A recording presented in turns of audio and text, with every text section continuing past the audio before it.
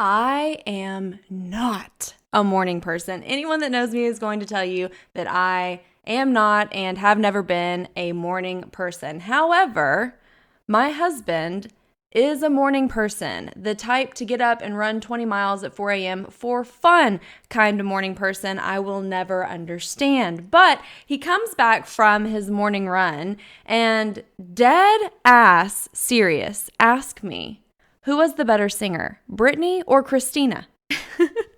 Now, we are both 90s kids, and as such, I love Britney Spears, okay? I do. I adore Britney Spears. I love her. I had all of her CDs. I played the fuck out of those CDs. I still remember when I got the I'm a Slave for You CD for my birthday, but there is only one right answer. And the better singer is Christina Aguilera, full fucking stop. That is not up for debate. But when my husband asked me this, I should have known that in that moment, fuckery was upon us today, and it was. So let's get into it. After the whole who's a better singer, Britney or Christina debacle that took place this morning, I received a text message from a friend of mine that's an attorney, and it was about this new Casey Anthony documentary that is set to come out on Peacock later this month on November 29th. And the preview is fuckery that rivals what went down at the trial, which went down in 2011, and I can still remember watching it live on the couch, but that is neither here nor there. So Casey Anthony has this new documentary coming out on Peacock, and it's supposed to be her story, her version of events. After 14 fucking years, this woman is finally going to say something. She didn't say jack fucking shit when her kid went missing. She didn't have shit to say at trial, but by God, after 14 years of testing stories and how they played out on people, she finally has come forward to allegedly, supposedly, I don't know shit about fuck, give her truth. I'm not going to say that her truth is the truth, but nonetheless, she is going to give her truth on this documentary, supposedly. Now, as much as it hurts my soul to say this, because it ages me, I realize that there is a younger generation that may or may not know about the Casey Anthony case because they were too young to have paid attention to it back then, or they weren't into true crime yet, or they weren't from the States. So let's just give a quick rundown of the whole Casey Anthony situation before we get into the new current situation that has her back in headlines. Casey Anthony became a household name back in 2008 after her mother, Cindy Anthony, placed 3 911 calls. Now, the big 911 call came on July 15th of 2008, but let's just play all 3 of Cindy Anthony's phone calls. Please, this sound is being recorded. I can help you. Thank you. Hello. Hi, I drove to the police department here on Pershing, but you guys are closed. I need to bring someone into the police department. Can you tell me where the closest one I can come into? What are you trying to accomplish by bringing them to the station? I have a 22-year-old person that has grand theft sitting in my auto with me. So the 22-year-old person stole something? Yes. Is this a relative? Yes. Where did they steal it from? My car and also money. Okay, is this your son? Daughter. Okay, so your daughter stole money from your car? No, my car was stolen. We retrieved it today. We found out where it was at. Retrieved it. I've got that, and I've got affidavit for my banking account. I want to bring her in. I want to press charges. Where did all of this happen? Oh, it's been happening. No, but I need to establish a jurisdiction is what I'm trying to... Oh, I live in Orlando. Yeah, but what address did these thefts occur at? Well, I guess my residence, I guess. Okay. That's actually going to be in the jurisdiction of the sheriff's office, ma'am, not the Orlando Police Department. All righty. Let me transfer you over to the communications section for Orange County. Okay. Now, is the Orlando Sheriff's Department the one on 436, is that open this afternoon, this evening? The substation you're at on Pershing, if it's Orlando Police, we're open primarily during the day. Uh-huh. But that's not the sheriff. That's the city police, which does not have jurisdiction for your address. And then there's the sheriff's department on 436. Well, what I'm going to do is I'm going to transfer you to the sheriff's communications section, and you can determine that. Hold on. Okay.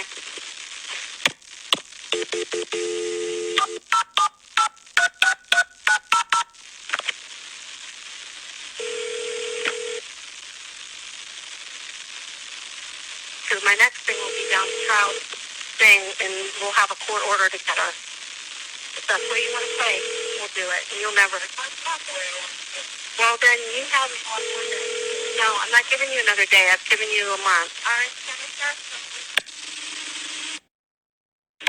911, what's the address? What's happening? I have someone here that I need to be arrested in my home.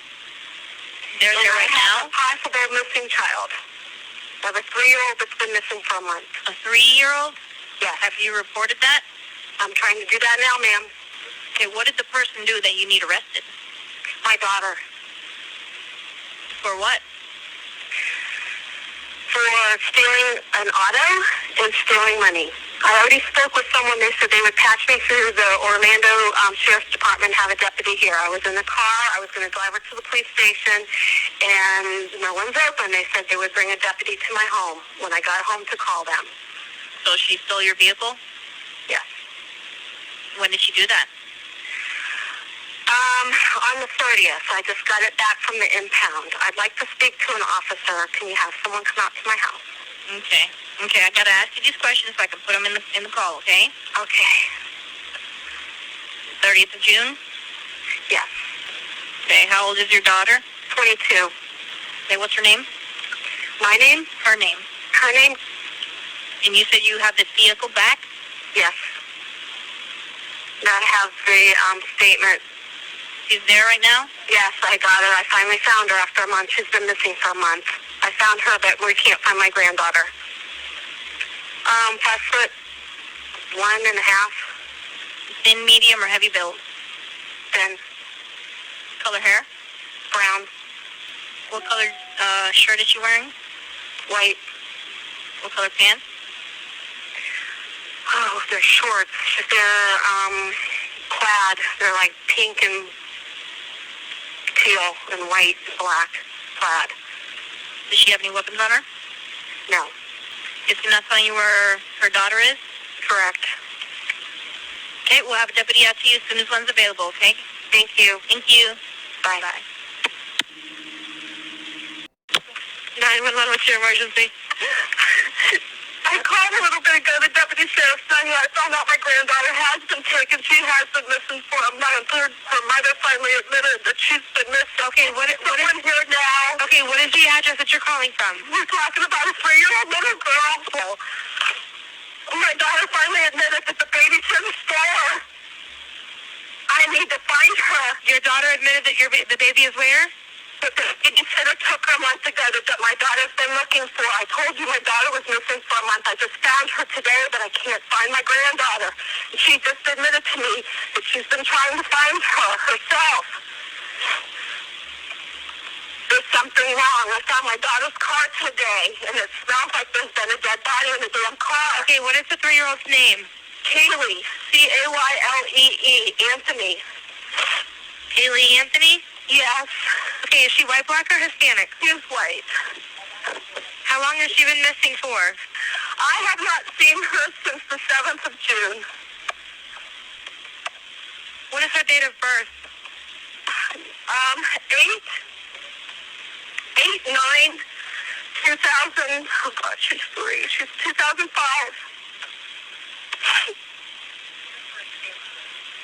George Kaylee's missing. Kaylee's missing. Casey says Danny took her a month ago. She's been missing for a month. Okay, I understand. Can you calm down for me for just a minute? And I need to know what's going on, okay? I'm gonna try and talk. Is your daughter there? I'm on the phone with them. Is your daughter there? Yes. Can I speak with her? Do you mind if I speak with her? Thank you. I called them 2 hours ago. They haven't gotten here. She finally admitted to Danny took her a month ago. She's trying to find her. Ma'am. Okay, Danny's Sheriff's Department. They want to talk to you. Answer the question. Hello? Well, can you tell me what's going on a little bit? I'm sorry? Can you tell me a little bit what's going on? My daughter's been missing for the last 31 days. And you know who has her? I know who has her. I've tried to contact her. I actually received a phone call today, now from a number that is no longer in service. I did get to speak to my daughter for about a minute. Okay, did you guys call and report a vehicle stolen? Yes, my mom did. Okay, so there's been a vehicle stolen too? No, this was my vehicle. What vehicle was stolen? It's a 98 Pontiac Sunfire. Okay, I have deputies on the way to you right now for that. But now your 3-year-old daughter is missing. Caylee Anthony. Yes. White female. Anthony. Yes, white female. 3 years old, 8/9/2005, her date of birth? Yes. And you last saw her a month ago? 31 days. Some 31 days. Who has her? Do you have a name? Her name is Zenaida Fernandez Gonzalez. Who is that? Babysitter? She's been my nanny for about a year and a half, almost 2 years. Why are you calling now? Why didn't you call 31 days ago? I've been looking for her and have gone through other resources to try to find her, which was stupid. Okay. Can you give me the name of the nanny again? Like, spell it out for me? Zenaida, Zenaida. Last name? Fernandez. Hyphen Gonzalez. I think the officers are here. The officers are there? Yes. Okay, hold on a second. Don't hang up with me yet. I need you. Okay. So those are the 3 911 calls that Cindy Anthony placed against her daughter, Casey Anthony. And as you heard, they start as a stolen car, stolen money, and then things take a quick and drastic turn into a missing child's report. Cindy Anthony says that her and her husband, George Anthony, had not seen their granddaughter, Caylee Anthony, since June 7th. But Casey Anthony says it's been 31 days since she last saw her 2-year-old daughter, and claims, as you heard in the call, that she was taken by a nanny, and says that she even spoke to Caylee that day for a little bit, but that the nanny's number is no longer in service and that she has to be with this alleged nanny. Literally no one can fathom a mother not calling in that their child was missing for more than 5 fucking minutes, much less 31 fucking days. It is unimaginable to literally fucking everyone. And there is no one on the fucking planet that's going to say, oh yeah, your kid was missing for 31 days and you didn't do anything about it. Yeah, that's normal. No, fuck no. And while her daughter is missing, she is in photographs at bars, living it up, kicking it, having hot girl contest, dancing on the stage, getting a tattoo. And she gets a tattoo that says Bella Vita, huge on her left shoulder, which translates to mean good life. Her daughter is missing, and she goes and gets a tattoo that says good life, which she was clearly living it up, living her best fucking life. And all the pictures of what she was doing and partying, and it's like you can't fathom it. You can't make it make sense because it's just fucking insane for a mother to do such a thing. Like nobody can make that make sense. And it goes without saying that her behavior while her daughter is missing makes her look like trash.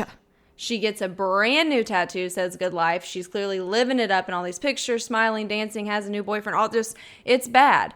It looks not only like she couldn't care less that her 2-year-old daughter is missing, but that she's glad that she is. That is the only way that you can perceive that behavior when you see it, knowing that her daughter is missing.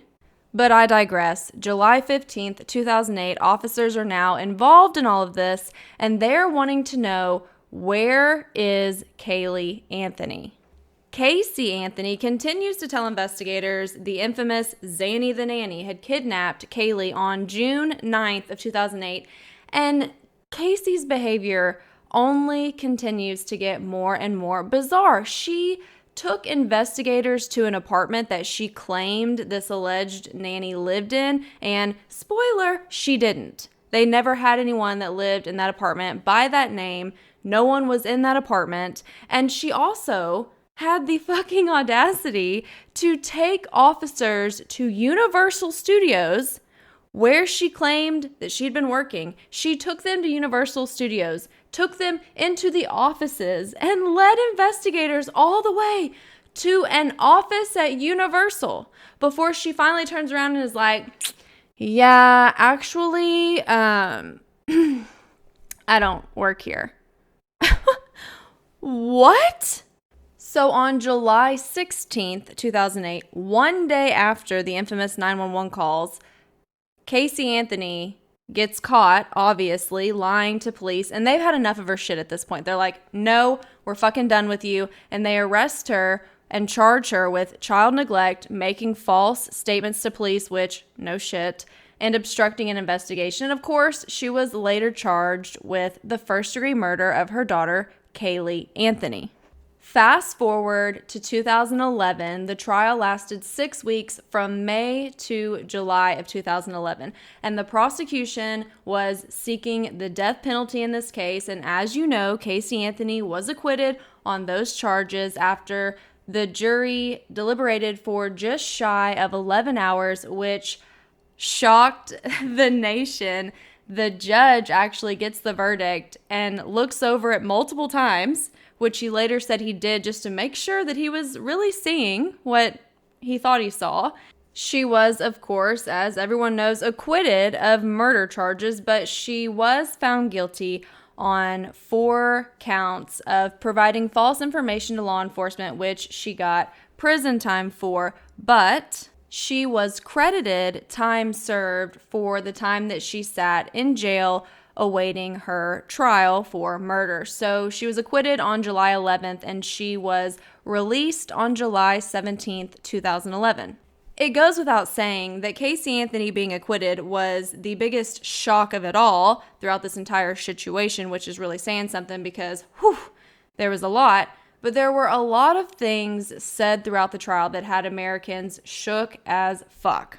The defense tried to claim that Zany the nanny had taken Caylee, and then the defense claimed that it was an accidental drowning in the family's pool in the backyard. And then the defense said that George Anthony, Casey's father, as well as her brother Lee, sexually abused Casey Anthony growing up, which, by the way, they have adamantly denied those claims, and there is nothing that substantiates those claims.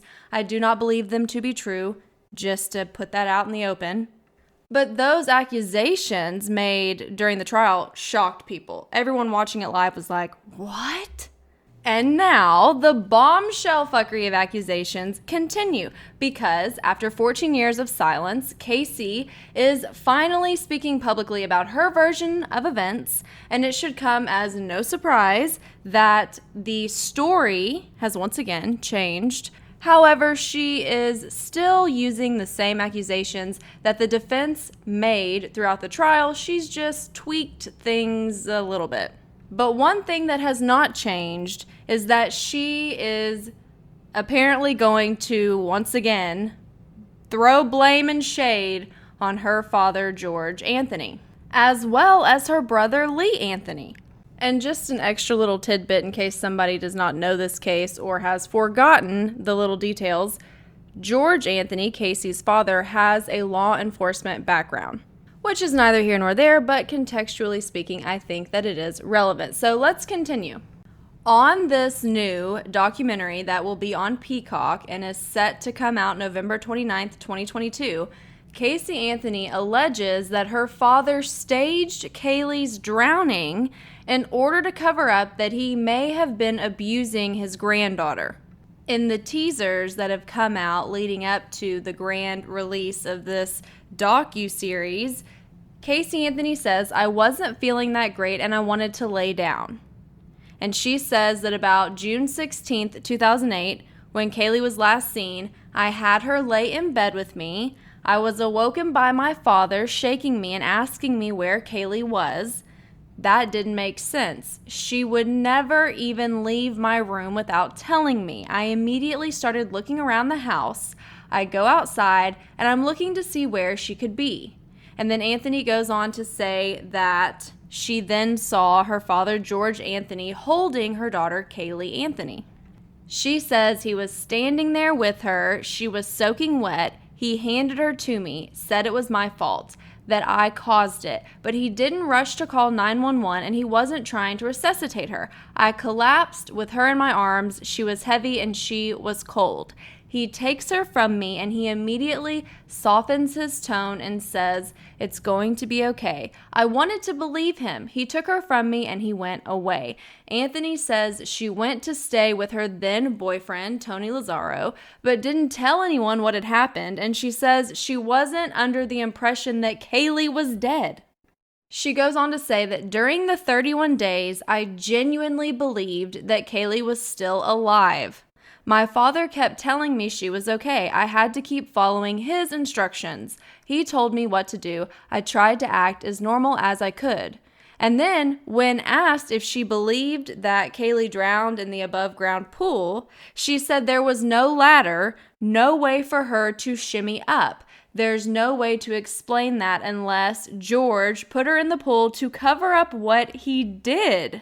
And then, like the defense did throughout the trial, she goes on to discuss the alleged abuse that she allegedly experienced at the hands of her father and brother. And she says, "When I was 8 years old, my father started to come into my room at night. I was physically hurt, scared because I can't tell mommy what happened. She'll get mad at me. That's what I was told." That's what Casey Anthony told Peacock.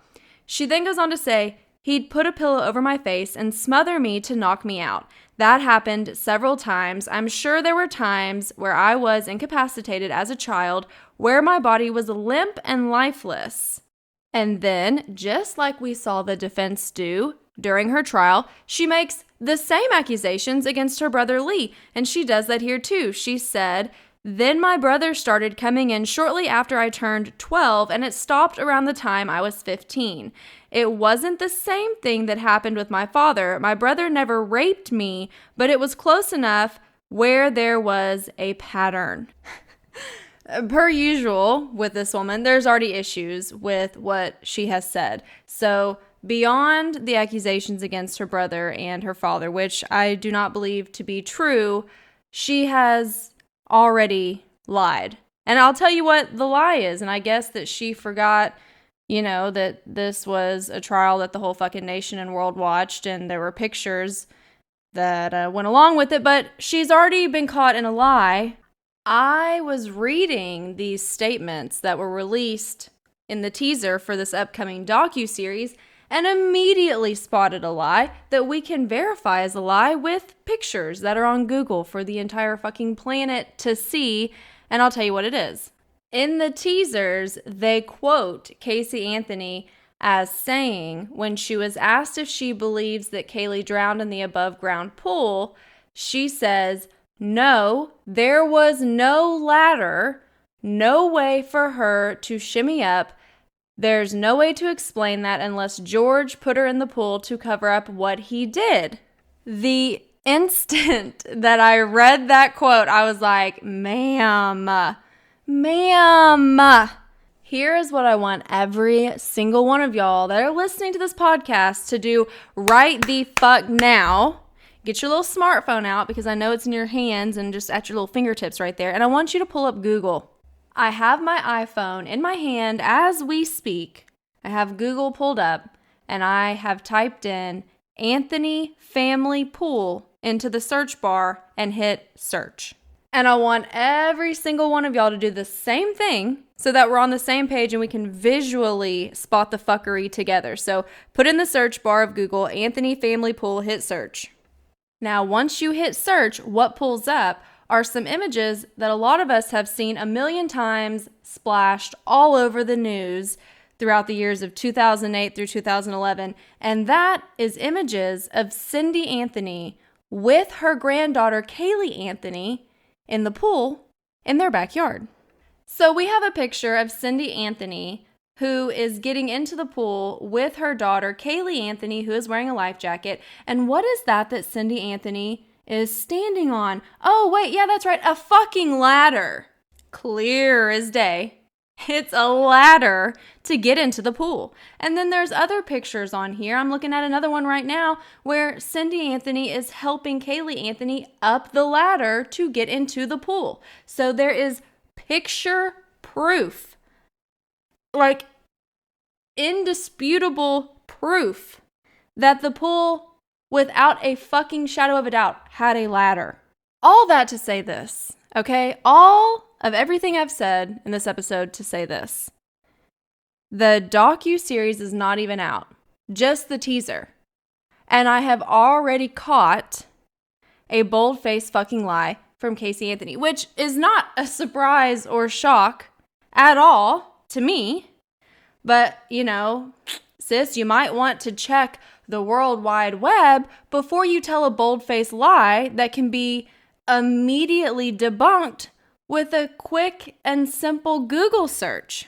I do not expect to hear or see anything but fuckery on this Peacock docuseries that is set to come out in 12 days.